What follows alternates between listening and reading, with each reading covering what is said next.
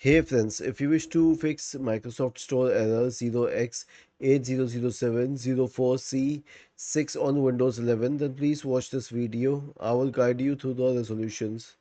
Now the first solution is a WS reset.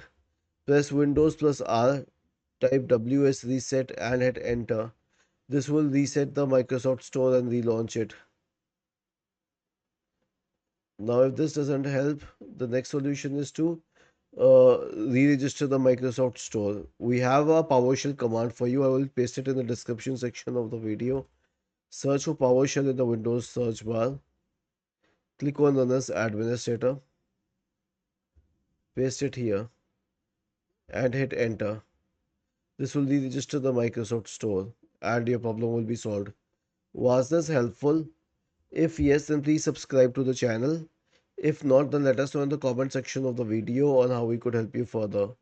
Thank you for watching this video and have a nice day.